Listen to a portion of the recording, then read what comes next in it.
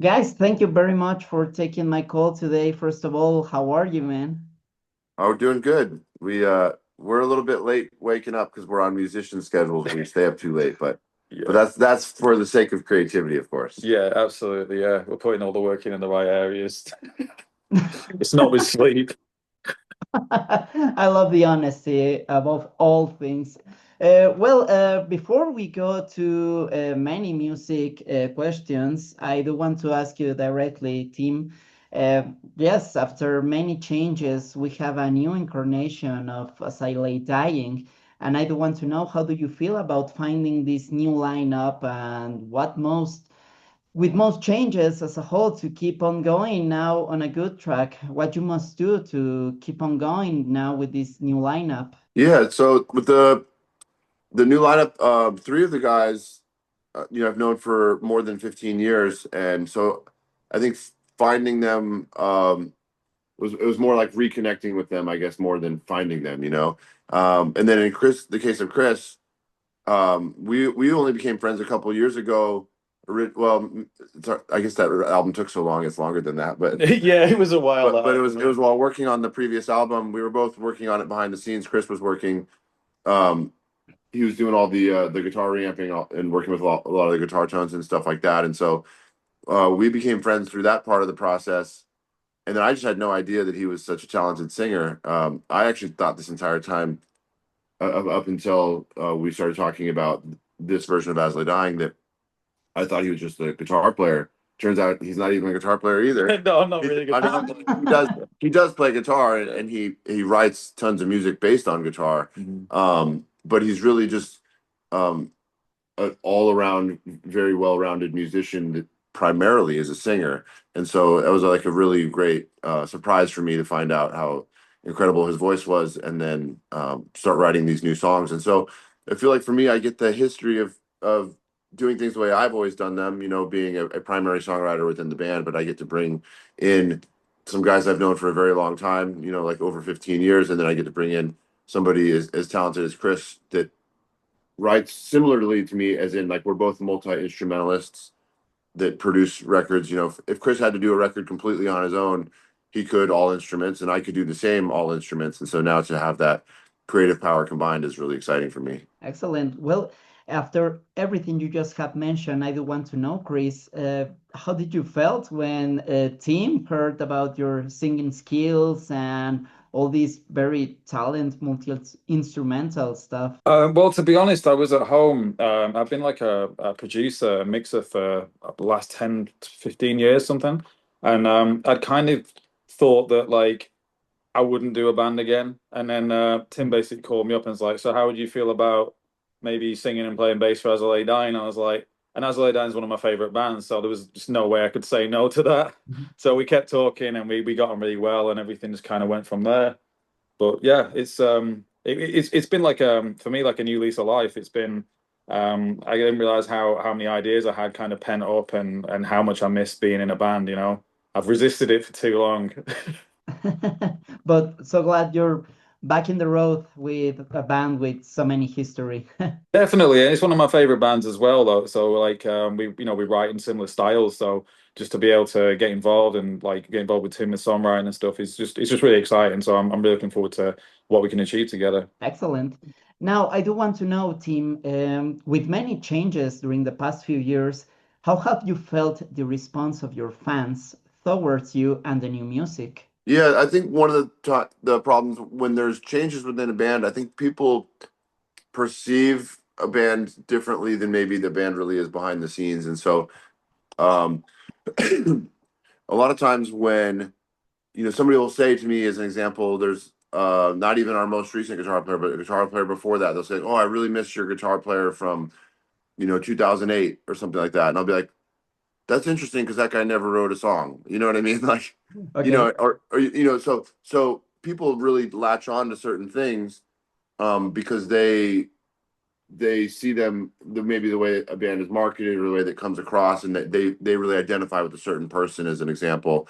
But what I try to encourage people to do is just like connect with the band because of what they sound like, because you never really know who actually writes the songs Most bands try not to talk about it because they don't want to make the guys who don't write the songs feel bad. You know what I mean? And so ultimately, when I remind as a dying fans, like, hey, listen to the 2 new songs as an example, and listen to the catalog. If you like the catalog, I'm the same primary songwriter from all those albums. And if you like the new songs, then that's a continuation of that. Now getting to work with Chris as an example, and the other guys. But I think it's really important for our fans to look past what they view as like the marketing of different people, and look at the band as a whole. The catalog of music to me is what's ultimately the definition of what is As I Lay Dying. Yes, you mentioned something very interesting because some fans get attached to an era and to familiar faces from different ages. From, as you mentioned, the example, I miss the guitar player from 2008. So many people remember fondly those kind of years, but it's right. A band must evolve and acknowledge who writes a song and who is behind the entire catalog of the band. Yeah, and I think there's good and bad examples. There's situations where changes for other bands that I'm a fan of have brought about very positive, the best albums from that band as a result of those changes, and other situations where um, the creative tension between 2 old members is part of what makes that magic there. And I think what's important about the new songs we're doing is I get a chance to show other people that um, of course, I'm not trying to take credit away and say in every last note of every song from the past, but I've always been a primary songwriter, or the primary songwriter across every album. And it's to say that here I am collaborating with Chris as an example on the new songs, and that energy and the core of what makes As I Dying what it is not only still intact, but we have the ability to expand now with um, you know I don't want to put Chris on the spot, but like as a vocalist, I feel like he has as a second vocalist, I have the most opportunities with Chris because, um, for one, I think when it just comes to traditional like clean singing, he's my favorite of the vocalists we've had. But then he also he was the front man for his own band in the past, and so being able to talk through my own ideas, and for somebody who actually understands and cares about the screaming patterns as well, it creates a different level of detail in the songwriting that I wasn't able to get into before. Excellent. So nice that you guys got each other. And now I do want to talk about the new songs because this year we have a couple new ones. The first one that I do want to know more is about If I Fall, because to me it's one of your most personal songs. So if you can tell me more about it. Yeah, the original demo for If I Fall is something I sent Chris probably about a full year ago, right? Yeah, it was. It was one of the first ones you said. So I think it represents how I felt um, very early on in the songwriting process. And then we sort of put it on hold because we wanted to continue to write a big batch of songs. And so we ended up writing like 20 more songs. And when we were talking about what could potentially be the next single, we had almost like forgotten about it because they just had written so many songs since then. We came back to it and said, well, uh, it wouldn't do the song justice if we just sort of put it on the back burner. Let's like bring it back. And then we did a more recent refocus on the song. So it's like these very old ideas that got a little bit of a fresh makeover in the last couple months before we released it. Excellent. And now that you mentioned that you have worked on many songs for the past couple of years. Yes, last year we had Through Storms Ahead, and now we have the new singles. And I do want to know what's next for As a Light Dying for an upcoming album. We can pretty much talk about everything except for the exact timeline. I mean, we have plenty of songs, and we need to start narrowing down what our favorites are. And then, with the holidays coming up, of course, there'll be some natural breaks in there. Mhm. And then begin the final recording process. So we'll have an album sometime next year. We just can't say exactly what that date is yet. And of course, with things like vinyl manufacturing and other things, it just cause a delay. So even when we turn in like a final album, of course, it still has to sit at manufacturing for vinyl and whatever else. So sometimes, um, you turn in an album, but it doesn't actually come out until 6 months after you turn it in, or whatever it is. So that's all the business side of it. But I know that from us creatively, we're like right in the thick of it. We're ready to narrow down what we want to be the album very soon here. Well, in about 10 minutes. Yeah. As soon as we're done with this interview, we're gonna go listen to about 40 demos that we've written and figure out which 20 at least to cut, so we can like focus on the best songs. Yeah, we got a big pot of coffee ready, and that's going to be the afternoon and the evening. So excellent. First of all, I truly love how everything is releasing on vinyl right now. Yeah, I would really like, especially with artists as good as Corey Myers, who's done the last 2 As I Dying albums, and he's been working on our new singles and stuff. When an artist creates great artwork like him, each single so far has its own piece of artwork, and then those are all related to the album. And to have that big 12-inch version of all the artwork everywhere in a big fold out booklet, to me it's exciting. Like I enjoy being a collector sometimes of like some of those things for like my favorite bands and stuff. And so I would imagine for people that really like As They Dying, they'll really like the vinyl version of this next record, not only because of the songs, but because of the whole collection of artwork and everything. Yeah, I think the resurgence of vinyl has been really cool. Like when I was a kid, I used to like go through my dad's vinyl collection. You'd open it up and like you get an idea of what the music's gonna be like just from the artwork, and like you can put the record on and like flip through everything. And I think that kind of got lost somewhere on the way, especially with digital. You put it on and it just plays in the background. I think you get the vinyl out, it's just a different experience. So I'm glad it's come back the way it has. Yeah, we haven't even, Chris and I have never talked about this, but maybe because it's a unique process of creating this record, we could do one of those like elongated liner note things. So when you're like listening to the songs, you can kind of see the little paragraph on each song. Like, a little behind, like a little bit about each song. Yeah, because I like that. Like I remember when I was younger, some bands would have these like liner notes where it'd be, just like 1 or 2 paragraphs on the history of every song, so that when you're listening to it, you kind of have a window to the creative process, and it makes you feel a little more connected. It's like As I Lay Down, the director's cut. Yeah, exactly. Yeah, it's definitely a very special experience for every fan of every band. And I do want to know do you remember which one was your first vinyl? Oh, well, for me, because I was buying tapes mostly when I was a kid. So I had a lot of tapes before I actually didn't have a vinyl or a record player until I was an adult. So I don't think I remember seeing my parents' vinyl collection, but then being like, how do we listen to these, Mom? Like, you know what I mean? Yeah. You didn't have like a record player anymore because we were listening to tapes. So I remember seeing like, hundreds of records at my parents' house and then never being able to listen to them. And then it wasn't until I was an adult that I actually bought a record player. I was never trusted with the needle because my dad always thought I was going to break it. So you had to put it on. Yeah. Yeah. It was very delicate.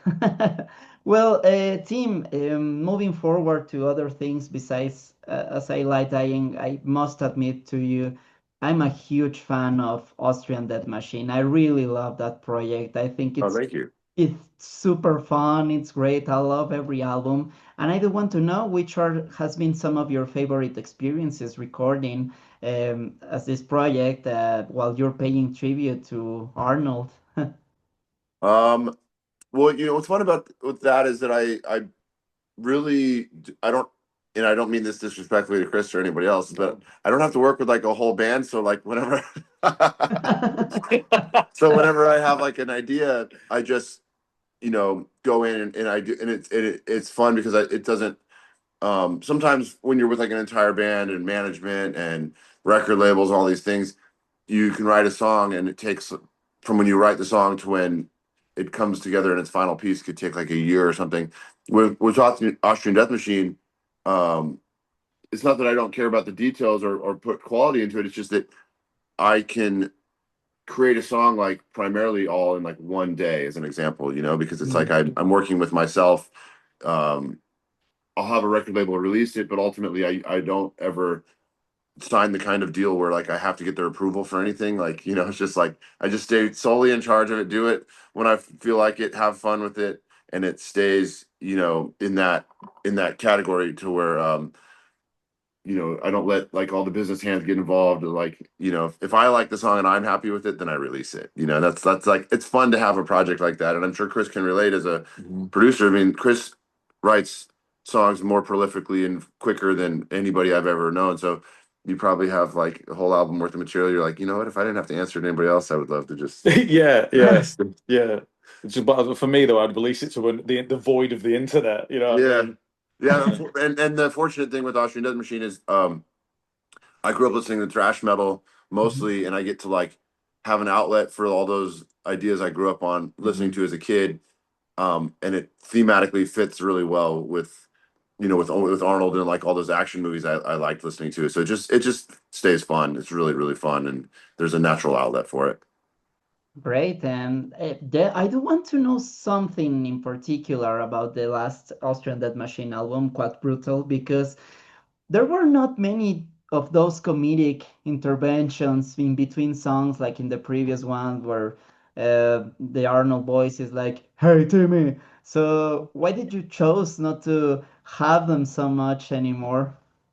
You know what's interesting is I didn't really think about it too much at the time because I, you know, what happened is I was working on the new As the Dying record, and I had a lot of Austrian Death Machine songs, and then I talked to Napalm Records, who had released who was doing the As the Dying album, and they were also going to release the Austrian Death Machine album. They said, well, if you want to have the Austrian Death Machine album come out, you need to turn it in like as soon as possible, because once the As the Dying record comes out, like then you won't be able to release it for like another, you know, 6 months after that record. So it's basically release it now or wait like a year and a half. And I was like, oh, okay, well, let me hurry up and get this done. And musically, I feel like I didn't make any compromises. I feel like the record is very elaborate musically compared to previous Austrian Death Machine records.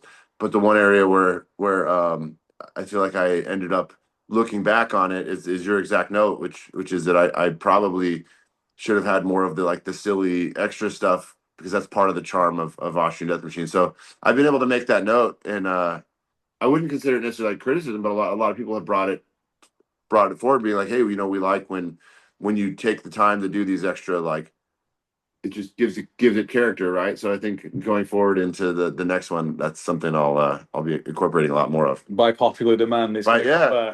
But popular Because, demand. and it's funny too, because sometimes when you hear notes, you know, when Chris and I work on a song, we release it. Sometimes you hear notes on a song from people in YouTube comments or whatever, and it's like, oh, I disagree. Who cares? And other times, like, you know what? Actually, that's a really good point. And I think it's important to have the humility as a musician to be like, you know, when somebody makes a good point and you actually agree with it, be like, well, you know what? Like, that doesn't hurt my ego. That's very helpful. And so sometimes with there's different types of band critics out there, but some of the critics are actually being helpful from time to time. I don't want to encourage too many of them, because there's maybe only like 10% of them, but you know, the other 90% are morons. But there's 10% of them out there that they're very helpful. Yeah,